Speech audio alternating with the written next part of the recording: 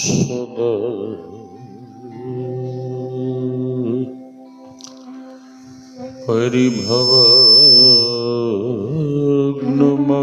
परिभवग्नमभीष्टदोहम्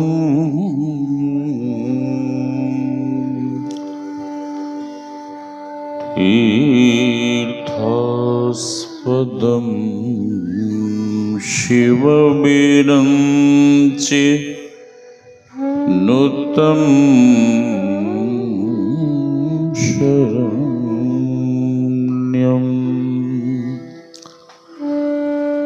मृत्यार्तिहं प्रणतपालभवाब्धि ओतं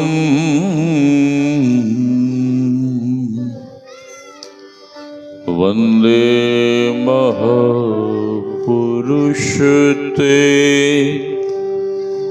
शरणारविन्दम्।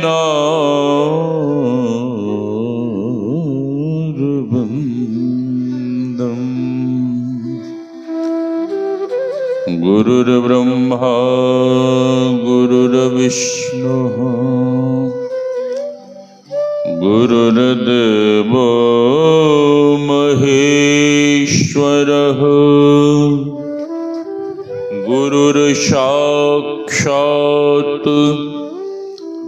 परं ब्रह्म तस्मै श्री गुरवे नमः। धन्य धन्य सद्गुरु सुखदो महिमा कही न जाए। जो कछु कहूँ तुम्हारी कृपा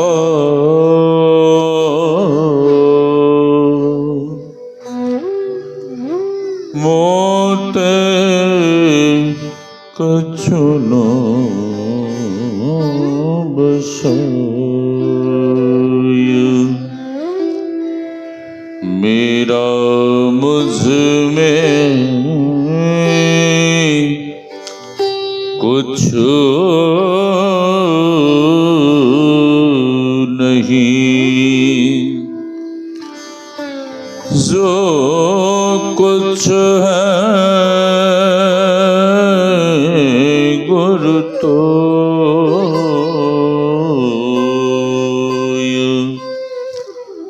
तेरा तुझको सौंपता प्रभु क्या लागेगा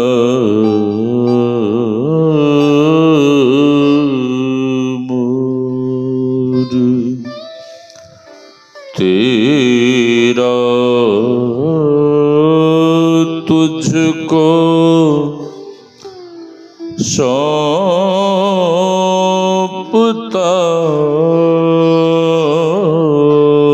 प्रभु क्या लागेगा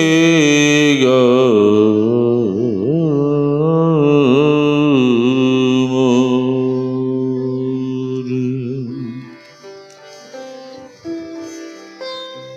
आसन पर आसीन परमाराध्य सद्गुरु महाराज के युगल चरणों में कोटि कोटि नमन। इस पावन मंच पर विराज रहे गुरु महाराज के प्रिय शिष्य परम पूज्य स्वामी श्री अखंडानंद जी महाराज, आदरणीय स्वामी श्री राजेश्वरानंद जी महाराज, आदरणीय श्री प्रमोद बाबा, इस पावन ज्ञान यज्ञ में पधारे हुए पूज्य गुरुजन, सत्संग प्रेमी महानुभावों, माताओं एवं भक्तिमती बहनों, आप सबों के भीतर विराज रहे परमात्मा स्वरूप आत्मा को हम वंदन करते हैं। सिया राम में सब जग जानी, करो प्रणाम जोरी जुग पानी। यही भाव लिए हम आप सत्संग ज्ञान रूपी गंगा में अवगाहन कर अपने तन, मन और अंतःकरण को शुद्ध तथा पवित्र बनावें। कुछ कहने सुनने के पूर्व उच्च स्वर में गुरुदेव भगवान के नाम का जय घोष करें। बोलिए श्री सद्गुरु महाराज की जय। श्री सद्गुरु महाराज की जय। श्री सद्गुरु महाराज की जय। आरती कितने बजे होगी जी?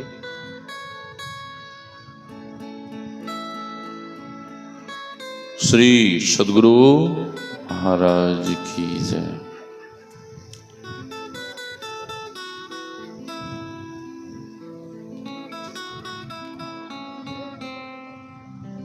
अभी हम लोग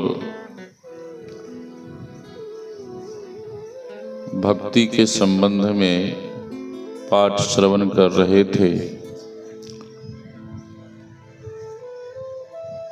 और हम आप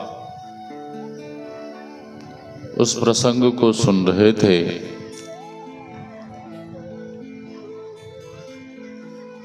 कि एक राजमहिषी अपने पति राजा साहब के साथ प्रयागराज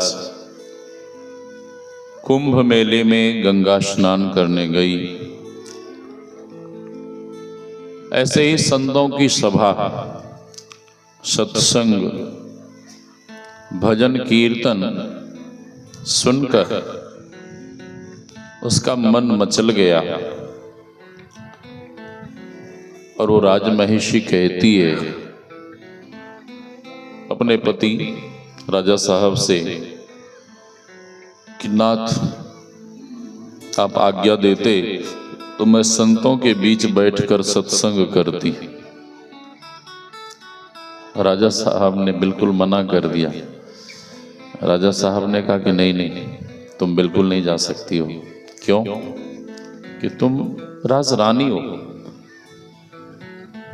राजरानी को बड़ा दुख हुआ। राजरानी अपने आप को कोसने लगी, धिक्कारने लगी और कहने लगी, धिक्कार है तुझे राजरानी होने का। तुझ राजरानी होकर भी सत्संग नहीं सुन सकती, सत्संग नहीं कर सकती। अच्छा महाराज, मैं संतों के बीच बैठकर सत्संग नहीं सुन सकती, क्या इस त्रिवेणी संगम में गंगा स्नान भी नहीं कर सकती? राजा ने कहा हाँ, कर सकती हो। गंगा स्नान के लिए कोई मनाही नहीं है। जाओ। गंगा स्नान करने गई दासियों के संग। जैसे ही गंगा जी में प्रविष्ट हुई नहाने के लिए, वैसे ही भगवान से प्रार्थना करने लगी कि हे प्रभु, अब हमें यह शरीर नहीं रखना है, ये राजरानी वाला देह हमें नहीं रखना है। हे प्रभु, अब मैं इस शरीर को इसी गंगा जी में विसर्जित करने जा रही हूं। और हे प्रभु, आगे यदि जीवन जन्म देना तो मुझे प्रभु राज रानी मत बनाना, और जब भी कभी हमें जन्म देना तो किसी गरीब के घर पैदा करना, और इतना सुंदर मत बनाना, हमें कुरूपा बना देना, ताकि कहीं भी जाकर सत्संग भजन कर सकूं और वही अगले जन्म में उसी गंगा जी में राजरानी डूबकर अपना प्राण छोड़ देती हैं। राजा को बड़ा दुख हुआ। राजा ने बहुत खुजवाया, ढूंढवाया, नहीं मिली। राजरानी का शरीर तक नहीं मिला। अगला जन्म शबरकुल में, सभी लोग जानते हैं। विवाह का समय नजदीक आया। शादी विवाह में आप लोगों को पता है ना क्या क्या चलता है। हाँ, दारू की पेटियां, हाँ, मुर्गा बकरा सब कटता है। हाँ, तो उसके पिता ने बहुत सारा प्रबंध कर रखा था। तो एक दिन पूछती हैं कि हे पिताजी, आप इतने पशु पक्षियों को कमरे में बंद कर क्यों रखे हैं? तो उसके पिता ने कहा कि बेटी, ये तेरे विवाह की तैयारियां हो रही। तैयारियां? ये पशु पक्षियों का क्या होगा? ये लोग बाराती जाएंगे क्या? पिता ने कहा नहीं नहीं नहीं, ये बाराती नहीं जाएंगे, इनके गले काटकर बारातियों को खिलाए जाएंगे, मारे जाएंगे। मां सबरी समझ गई। पिताजी गए किसी काम से बाहर, और मां सबरी उस कैद खाने में जितने पशु पक्षी थे दरवाजा खोल देती हैं और सभी पशु पक्षियों को कैद खाने से बिल्कुल मुक्त कर देते हैं, आजाद कर देते हैं। वे पशु पक्षी इतने खुश हुए, इतने प्रसन्न हुए। उन पशु पक्षियों ने कहा कि बेटी शबरी, हम लोग इस व्यवहार से बहुत खुश हैं, बहुत प्रसन्न हैं। ऐ बेटी, तुमने हमें इस कैद खाने के बंधन से मुक्त किया है, तुमने हम लोगों की प्राण रक्षा की है। ऐ बेटी शबरी, तुमने तो हमें इस कैद खाने के बंधन से मुक्त किया है। अरे बेटी, हम भगवान से प्रार्थना करते हैं और भगवान एक न एक दिन तुम्हें इस आवागमन के बंधन से मुक्त कर देंगे। श्री सद्गुरु महाराज की जय। विवाह, पिताजी आए, बड़े नाराज हुए कि तूने ये क्या किया, सारी व्यवस्था बिगाड़ के रख दी, अब बारातियों को हम क्या खिलाएंगे। शादी हुई, मार्ग में पति ने छोड़ दिया, इधर उधर भटकती हुई महर्षि मतंग की कुटिया में रहने लगी। वर्षों सेवा की। एक दिन महर्षि मतंग देह त्याग करने जा रहे थे। मां सबरी चरण पकड़कर रोने लगी। गुरुदेव पूछते हैं कि बेटी, तुम क्यों रो रही हो? मां सबरी कहती हैं कि हे गुरु महाराज, आपको तो भगवत प्राप्ति हो गई, आपको तो परमात्मा मिल गए, परमात्मा के दर्शन हो गए, मुझे तो परमात्मा नहीं मिले और मैं अकेले कैसे रहूंगी, मुझे भगवान नहीं मिले। जब मां सबरी बहुत रोने लगी तो गुरुदेव को दया आ गई और गुरुदेव कहते हैं कि बेटी, तुम रो मत, तुम दुखी मत हो। अरे बेटी, मुझे भगवान को पाने के लिए घर छोड़कर वन में आना पड़ा, जंगल में आना पड़ा, इस कुटिया में रहकर वर्षों वर्ष तप करना पड़ा, तब हमें भगवान की प्राप्ति हुई। ऐ बेटी, तुम्हें इस कुटिया को छोड़कर कहीं जाना आना नहीं है। ऐ बेटी, तुम इस कुटिया को छोड़कर कहीं मत जाना। ऐ बेटी, हम तुम्हें आशीर्वाद देते हैं कि स्वयं भगवान चलकर तुम्हारी कुटिया में आ जाएंगे। स्वयं भगवान चलकर तुम्हारी कुटिया में आ जाएंगे। और उसी दिन से मां सबरी भगवान के आने का राह देखने लगी। मां सबरी घबराई कि गुरुजी ने तो कह दिया भगवान आएंगे, लेकिन गुरुजी ने ये नहीं बताया कि भगवान जून में आएंगे कि जनवरी में आएंगे। गुरुजी ने ये नहीं बताया कि भगवान संडे को आएंगे कि मंडे को आएंगे।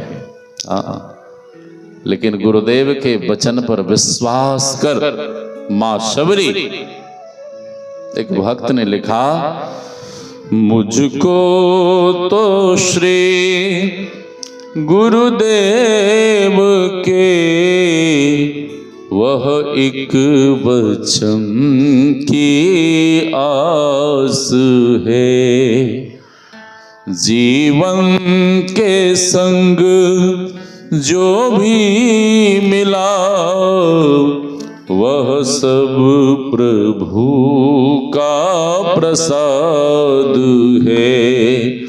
मुझको तो श्री गुरुदेव के वह एक वचन की आस है।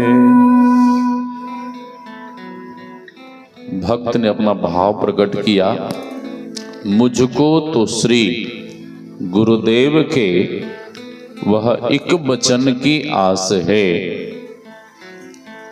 मां सबरी ने गुरुदेव के वचन पर विश्वास की और भगवान की सेवा में व्यवस्था में लगी रही, ध्यान भजन सत्संग करती रही। तो गुरु के वचन के अनुसार उसे भगवान मिले। और हम आप भी गुरुदेव के वचन पर विश्वास कर जब साधना करेंगे, भजन करेंगे, भक्ति करेंगे, तो हम आपके भी हृदय भवन में एक न एक दिन परमात्मा जरूर प्रकट हो जाएंगे। अच्छा, हम आपको गुरु महाराज ने क्या वचन दिया है? श्री सदगुरु, हम आपको गुरु महाराज ने क्या वचन दिया है? सुबोध बाबा, हम आपको गुरु महाराज ने वचन दिया है, एक ईश्वर पर अटल विश्वास, पूर्ण भरोसा, ठीक है? और उस ईश्वर की प्राप्ति कहाँ होगी? देवघर में। उस ईश्वर की प्राप्ति होगी हरिद्वार में। हाँ, उस ईश्वर की प्राप्ति होगी बद्रीनाथ में। नहीं, हाँ, नहीं। हमारे गुरुदेव ने वचन दिया है कि जब तुम खूब मन लगाकर भजन करोगे, साधना करोगे, ध्यान करोगे, भक्ति करोगे, तो परमात्मा तुम्हारे भीतर में ही, तुम्हें अपने अंदर में ही वे परमात्मा मिल जाएंगे। सुबह से शाम तक प्रतीक्षा करती, भगवान नहीं आते तो संध्या के समय मां सबरी रोने लगती। और एक रात नहीं रोई, बरसों बरस प्रतीक्षा करती हुई रोती रही। और रोती हुई कहने लगी, रामा रामा रटते रटते बीती रे उमरिया, रामा रामा रटते रटते बीती रे उमरिया, रघुकुल नंदन कब आओगे, रघुकुल नंदन कब आओगे, भिलने की डगरिया, रामा रामा रटते रटते बीती रे उमरिया, रामा रामा रटते रटते बीती रे उमरिया रामा रामा।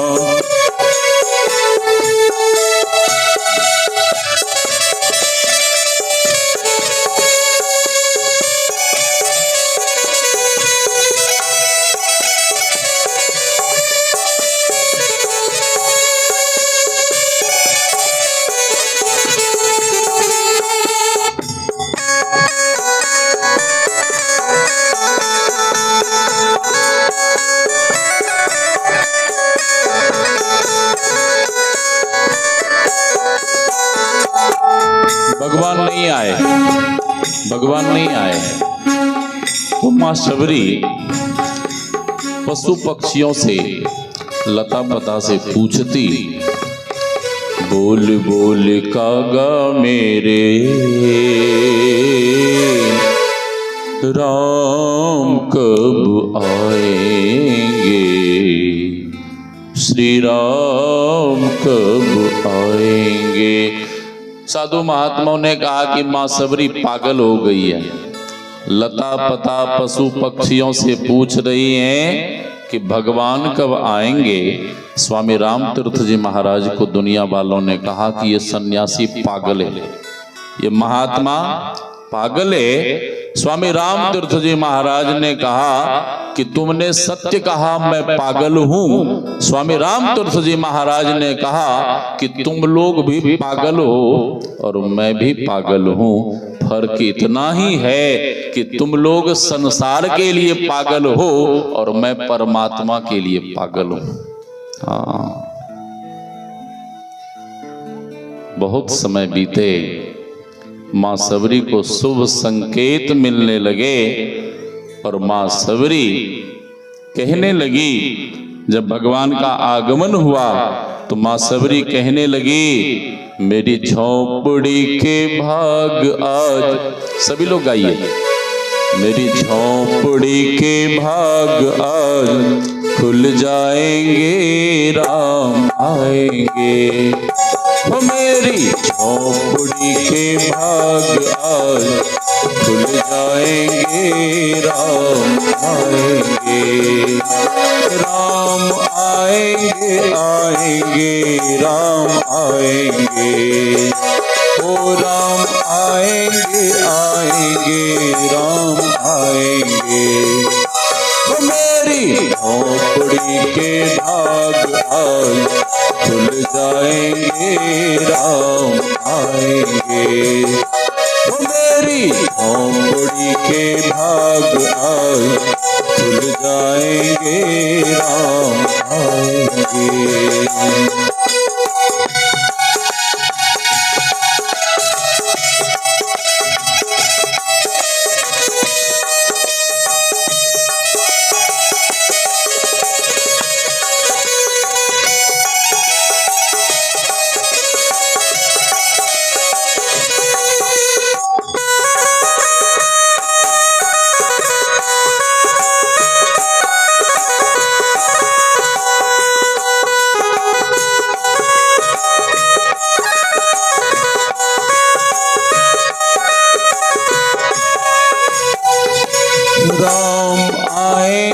तो अंगना सजाऊंगी, मां शबरी कह रही है, राम आएंगे तो अंगना सजाऊंगी, मीठे मीठे बेर राम को खिलाऊंगी, मीठे मीठे बेर राम को खिलाऊंगी। मेरे जन्मों के सारे दुख, मेरे जन्मों के सारे पाप मिट जाएंगे, राम आएंगे। मेरी झोंपड़ी के भाग आज खुल जाएंगे, राम आएंगे, राम आएंगे तो अंगना सजाऊंगी, राम आएंगे तो अंगना सजाऊंगी, दीप जला के दिवाली मैं मनाऊंगी, दीप जला के दिवाली मैं मनाऊंगी। मेरे जन्म मरण के, मेरे जन्म मरण के दुख मिट जाएंगे, राम आएंगे। मेरी झोंपड़ी के भाग आज खुल जाएंगे, राम आएंगे। राम आएंगे, आएंगे, राम आएंगे। राम आएंगे, आएंगे, राम आएंगे। मेरी झोंपड़ी के भाग आज खुल जाएंगे, राम आएंगे।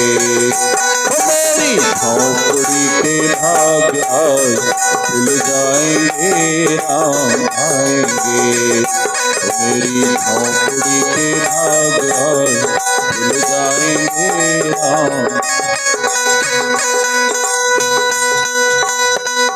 भगवान पधारे, माँ सबरी यथोचित स्वागत सम्मान करती हैं और भगवान नवधा भक्ति का उपदेश देते हैं। हम आप सुन रहे थे, प्रथम भगति संतन कर संगा, दूसरी रति मम कथा प्रसंगा, तीसरी भगति अमान, चौथी भगति मम गुण गना, करई कपट तजिकान, मंत्र जाप मम दृढ़ विश्वासा, पंचम भजन सुवेद प्रकाशा। मंत्र का जप, जो भी आपको गुरु प्रदत्त मंत्र मिला है उसे दृढ़ता, आस्था और विश्वास के साथ जपना चाहिए। भगवान आगे कहते हैं, छठदम शील विरति बहुकर्मा, निरत निरंतर सज्जन धर्मा, सातम सम मोहि मैं जग देखा, मोते संत अधिक करि लेखा, आठम जथा लाभ संतोषा, सपने हो नहीं देखई पर दोषा। भगवान अंत में कहते हैं, नवम सरल सब सन छल हीना, मम भरोस ही हरस न दीना। भक्त को कैसा होना चाहिए? श्री सद्गुरु भक्त को कैसा होना चाहिए? भक्त को अहंकारी होना चाहिए। भक्त को घमंडी, पाखंडी, ईर्ष्या द्वेष करने वाला, झगड़ा झंझट करने वाला, सर फोड़ने वाला, हाँ नहीं। भक्त को सरल होना चाहिए, भक्त को निश्चल होना चाहिए, भक्त को निष्कपट होना चाहिए। क्योंकि भगवान कहते हैं, निर्मल मन जानु सो मोहे पावा, मोहे कपट छल छिद्र न भावा। निर्मल मन जन सो मोहे पावा, मोहे कपट छल छिद्र न भावा। भगवान कहते हैं कि जो निर्मल मन वाले भक्त हैं, सबसे पहले वही मुझे प्राप्त करते हैं। वो भक्त मुझे बहुत प्रिय है।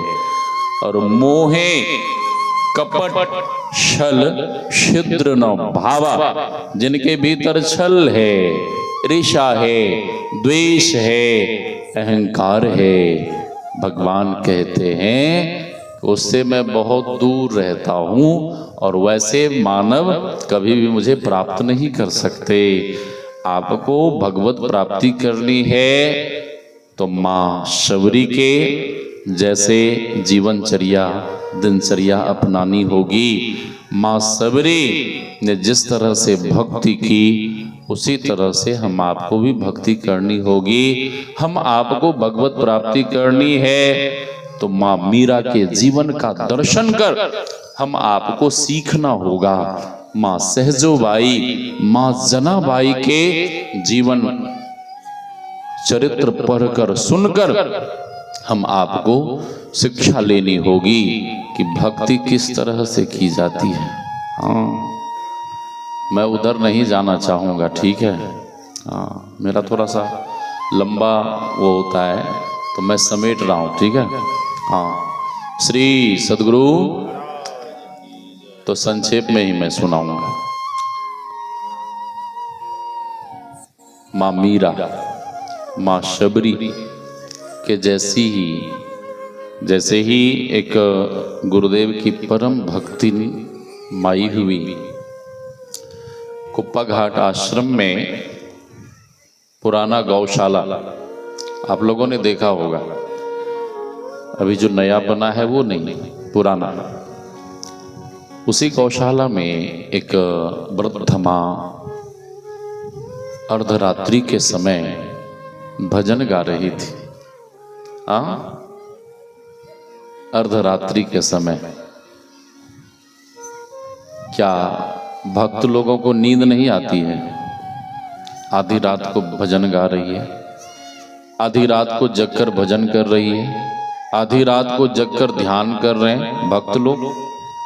क्या नींद नहीं आती है भक्तों को? भक्तों को, जो सच्चे भक्त होते हैं, उन्हें नींद नहीं आती है। क्यों? इसलिए कि भीतर में परमात्मा प्राप्ति के लिए बहुत विरह है, परमात्मा को पाने के लिए भीतर में बहुत व्याकुलता है। और जब तक बहुत विरह, बहुत व्याकुलता भीतर में नहीं होगी, तब तक भगवान कैसे मिलेंगे? माँ मीरा कहती हैं, दर्द की मारी बन बन डोलू। दर्द क्या है? दर्द, दुख, पीड़ा क्या है? बस भीतर में विरह है, व्याकुलता है कि कैसे भी वे परमात्मा मिल जाए। माँ मीरा कहती हैं, जो मैं ये जानती प्रीत किए दुख हो, तो नगर ढिंढोरा पीटती, प्रीत न करियो को। माँ मीरा कहती हैं कि यदि मैं ये जानती कि भगवान से प्रेम करने में, भगवान से प्रीति करने में, भगवान की भक्ति करने में इतना दुख होता है, तो नगर में ढिंढोरा पीट पीट के कह देती कि ऐ दुनिया वालों, कोई भी भगवान से प्रेम मत करना। वो माई गुरु महाराज की भक्ति अर्धरात्रि के समय गौशाला में बैठकर भजन गा रही हैं। आंखों से अश्रु धारा बह रही है, भक्ति भाव में बिल्कुल शराबोर होकर भजन गा रही हैं। गुरुदेव अपनी विश्राम सैया से उठकर बैठ गए। गुरुदेव आवाज देने लगे, कौन है, कौन है? पूज्यपाद स्वामी भगीरथ दास जी महाराज दौड़ कर गए और कहने लगे कि सरकार हम भगीरथ। पूज्य केदार बाबा भी दौड़ कर गए कि हुजूर हम केदार। गुरुदेव पूछते हैं कि आवाज कहाँ से आ रही है? सेवकों ने कहा कि हुजूर ये आवाज सत्संग मंदिर से आ रही, सॉरी गौशाला से आवाज आ रही है। गुरुदेव कहते हैं कि हमें वहां ले चलो। सेवकों ने कहा कि हुजूर आप वहां कैसे जाएंगे?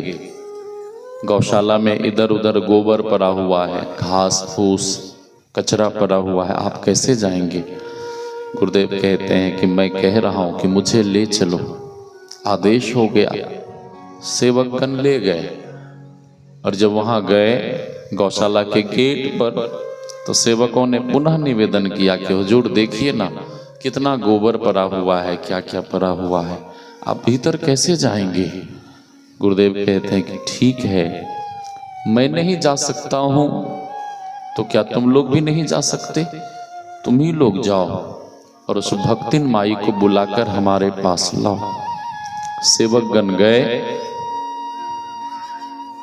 सेवक बुलाने गए और गुरुदेव प्रतीक्षा में खड़े रहे। कौन कहता है कि केवल भक्त ही भगवान की प्रतीक्षा में खड़े रहते हैं? कौन कहता है कि केवल भक्त ही भगवान की प्रतीक्षा में खड़े रहते हैं? कभी कभी ऐसा भी देखा गया है कि भगवान भी अपने भक्त को मिलने के लिए प्रतीक्षा में खड़े रहते हैं। आज पूरन संत सदगुरु एक भक्तिन माई को मिलने के लिए प्रतीक्षा में खड़े हैं। कौन कहता है कि केवल भक्त ही भगवान से क्षमा मांगते हैं? कभी कभी ऐसा भी देखा गया है कि भगवान भी अपने भक्त से क्षमा मांगते हैं। भगवान को भक्तों से क्षमा मांगते हुए आपने देखा है? श्री सदगुरु भगवान को अपने भक्तों से क्षमा मांगते हुए आपने देखा है? हाँ, नहीं देखा है। अभी दर्शन कराता हूं, अभी दिखाता हूं। श्री सदगुरु ध्रुव जी महाराज ध्यान में बैठे थे और भगवान को जब पता लगा तो भगवान गरुड़ पर आरूढ़ होकर भागे भागे आए। ध्रुव जी महाराज ध्यान में बैठे हैं और भगवान ध्रुव जी के दर्शन, ध्रुव जी को मिलने, ध्रुव जी से बातें करने को प्रतीक्षा में खड़े हैं। और ध्रुव जी महाराज जब ध्यान से जगे,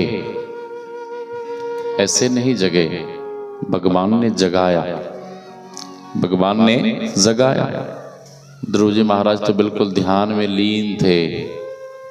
भगवान प्रतीक्षा में खड़े हैं। भगवान समझ गए कि ये भीतर में मेरे रूप सुधा का पान कर रहा है, इसे भीतर में मेरा दर्शन हो रहा है। और जब तक ये मेरा दर्शन करता रहेगा, मेरे रूप सुधा का पान करता रहेगा, तब तक ये ध्यान से नहीं उठेगा। तो भगवान अपने योग बल से भीतर में जिस रूप का ध्रुव जी महाराज दर्शन कर रहे थे, उस रूप को हटा देते हैं। और जैसे ही रूप को भगवान ने हटाया, ध्रुव जी महाराज ऐसे आकुल व्याकुल होकर उठे जैसे जल के बिना मछली बिल्कुल छटपटाती है, जैसे बछड़ा के बिना धेनु गैया बिल्कुल व्याकुल हो जाती हैं, उसी तरह से ध्रुव जी महाराज बिल्कुल आकुल व्याकुल होकर छटपटा कर उठे। और जैसे ही ध्यान से उठे तो ध्रुव जी महाराज देखते क्या है कि सामने साक्षात भगवान खड़े। ध्रुव जी महाराज भगवान को प्रणाम करते हैं और ध्रुव जी महाराज विचार करने लगते हैं कि गुरुजी ने तो कह दिया था तब करोगे, ध्यान करोगे तो भगवान दर्शन देने आएंगे, लेकिन गुरुजी ने ये नहीं बताया था कि भगवान जब आएंगे तो भगवान की स्तुति कैसे करनी है, उनकी पूजा आराधना कैसे की जाती है। मुझे तो कुछ आता जाता है नहीं। हाँ, मैं बहुत पढ़ा लिखा तो हूं नहीं। हाँ, मुझे कुछ आता जाता तो है नहीं। भगवान समझ गए कि ये बालक मेरी स्तुति करना चाहता है।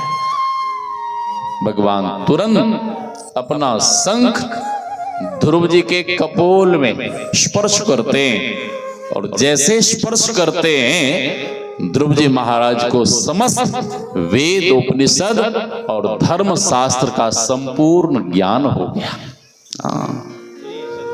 महर्षि व्यास ने लिखा श्रीमद् भागवत महापुराण में, मूकम करोति वाचालम पंगुम लंघयते गिरिम यत् कृपातमहं वंदे परमानंद माधवम।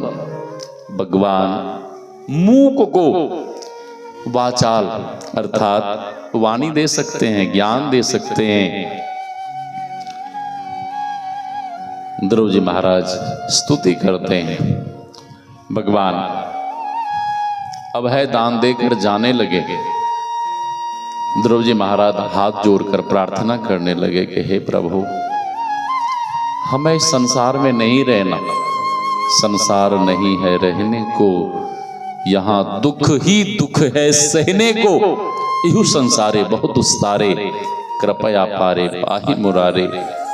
भज गोविंदम गोविंदम भज मूढ़मते। हे प्रभु, मुझे संसार में नहीं रहना, फिर क्या करना है बोलो। भगवान कहते हैं कि हमें आपके संग ही चलना है। भगवान कहते हैं नहीं, तेने राज सिंहासन पर बैठने की इच्छा से तप किया था, इसलिए जाओ 36,000 वर्ष तक राज सुख भोगो। कितने हजार वर्ष तक? कितना होता है? बहुत होता है, ठीक है।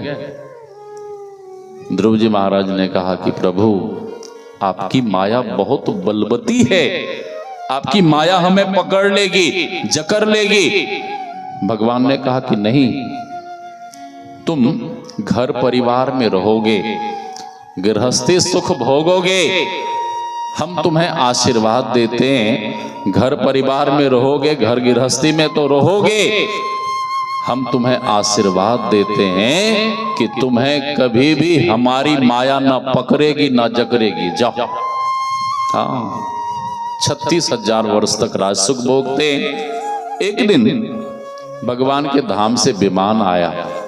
भगवान के पार्षदों ने कहा कि ध्रुव जी महाराज जल्दी चलिए, भगवान आपकी प्रतीक्षा कर रहे हैं। ध्रुव जी महाराज जल्दी जल्दी विमान में तो बैठ गए। विमान आकाश में उड़ने लगा। ध्रुव जी महाराज दुखी हैं। ध्रुव जी महाराज का मुंह लटका हुआ है। भगवान के पार्षदों ने कहा कि ध्रुव जी महाराज आप इतने दुखी क्यों हैं, उदास क्यों हैं?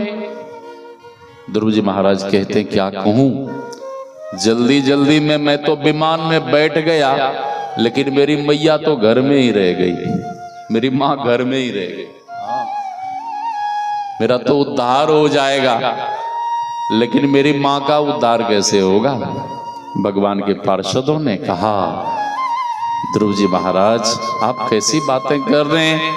भगवान के पार्षदों ने कहा कुलम पवित्रम जन्य कृतार्था वसुंधरा पुण्यवती चोतेना अपार संबित सुख सागरेश्मिन लीने परे ब्रह्मण्यस्य चेता सो कुल धन्य उमा सुनो जगत पूज्य सुपुनीत जय रघुवीर परायण जय नर उपज विनीत। अरे ध्रुव जी महाराज आप केवल अपनी माँ के लिए सोच रहे हैं, आप केवल अपनी माँ के लिए दुखी हैं। अरे महाराज, जिस कुल में आप जैसे संत का, आप जैसे भक्त का जन्म होता है, उस कुल की एक पीढ़ी को कौन कहे महाराज, उस कुल की तो 7-7 पीढ़ियां तर जाती हैं।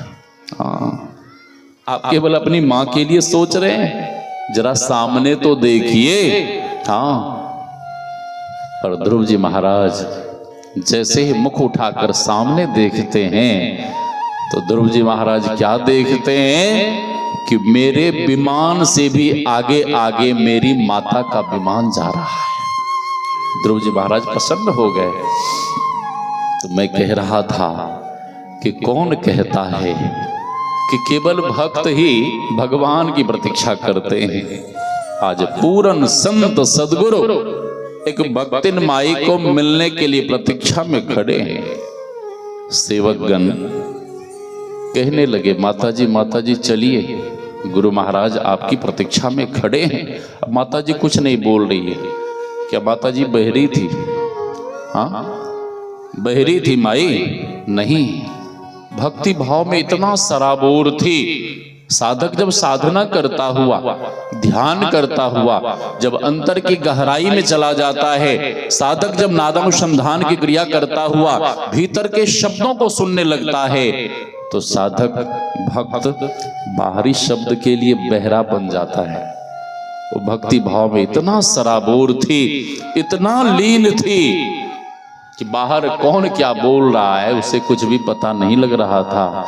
सेवकों ने जगाया, किसी तरह से माई प्रणाम करने लगी।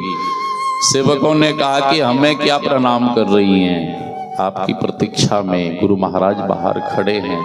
माई दौड़ कर गई और गुरु महाराज के चरण में साष्टांग दंडवत लेट कर प्रणाम करती हैं। और गुरु महाराज कहते हैं कि ऐ माई, मैं तेरे भक्ति भाव से बहुत खुश हूँ, प्रसन्न हूँ, वर मांगो। तो माई हाथ जोड़कर कहती हैं कि हे गुरु महाराज, आपके दिव्य दुर्लभ दर्शन जब हमें प्राप्त हो ही गए तो अब हमें क्या चाहिए? अब हमें कुछ भी नहीं चाहिए। गुरु महाराज कहते हैं कुछ भी मांग। माई कहती हैं कि हे गुरु महाराज, मुझ पर आप इतने प्रसन्न हैं, खुश हैं और आप हमें कुछ देना ही चाहते हैं तो आप केवल अपनी प्रेमा भक्ति दे दीजिए और हमें कुछ भी नहीं चाहिए। गुरु महाराज और प्रसन्न हो गए। गुरु महाराज कहते हैं कि माई, तूने संसार की कोई वस्तु नहीं मांगी, धन दौलत रुपया पैसा बेटा बेटी पोता पोती कुछ नहीं मांगी, तूने भक्ति मांगी है। तो हम तुम्हें आशीर्वाद देते हैं, 2-4 जन्म नहीं, 10-20 जन्म नहीं, 150 जन्म नहीं, हम तुम्हें आशीर्वाद देते हैं कि इसी जन्म में तुम्हारी भक्ति पूर्ण हो जाएगी। श्री सद्गुरु महाराज की जय। और भक्ति का संस्कार जिनके भीतर पड़ गया है, ये संस्कार कभी मिटने वाला नहीं है। इस जन्म में नहीं तो अगले जन्म में, किसी न किसी जन्म में यह संस्कार आपको भगवान से मिलाकर ही रहेगा। भक्ति बीज विनसे नहीं, जो जुग जाए अनंत, ऊंच नीच घर जन्म ले, तो संत गो संत, भक्ति बीज पलटे नहीं, आय परे जो चूल, कंचन जो विष्ठा परे, घटे न ताको मूल। तो यह संस्कार जिनके भीतर पड़ गया है, उन्हें कभी न कभी भगवत प्राप्ति अवश्य होगी। अधिक नहीं कहते हुए वाणी को विराम। सामने पांडाल के सामने बुक स्टॉल लगा हुआ है पश्चिम साइड में, उधर वाम भाग में, जिन्हें भी संतवाणी भजन और स्तुति प्रार्थना की पुस्तक और गुरुदेव की सुंदर सुंदर तस्वीरें आई हुई हैं। हमारे आदरणीय स्वामी श्री राजेश्वरानंद जी महाराज आपको कह रहे थे ना, हाँ, वो बहुत बड़ी बात कह गए, ठीक है। और जो समझने वाले होंगे समझ गए होंगे, ठीक है। जितना खुलकर वो बोल गए, मैं कभी नहीं बोलता हूँ, ठीक है। लेकिन महात्मा लोग कुछ छुपाते नहीं हैं, जो भी होता सबके सामने खोल देते हैं, ठीक है। हाँ, लोग क्या करते हैं, घरों में जैसे तैसे तस्वीरों को लगा कर रखते हैं, और आपके बाल गोपाल जैसे तैसे फोटो को जब देखता है तो उनका संस्कार, उनका जीवन जैसा तैसा हो जाता है, ठीक है। इसलिए घरों में संत महापुरुषों के तस्वीरों को खूब बढ़िया से सजा के लगाइए। आपके बाल गोपाल जब संत महापुरुषों के दर्शन करेंगे तो उनके भीतर सुसंस्कार आएगा, उनका जीवन बढ़िया होगा। तो बहुत सारे संत महापुरुषों की तस्वीर भी है, लॉकेट है, बहुत सारी चीजें हैं। आप एक एक पुस्तक और एक एक तस्वीर संदेश के रूप में जरूर घर ले जाइए। तो अधिक नहीं कहते वाणी को विराम। बोलिए श्री सद्गुरु महाराज की।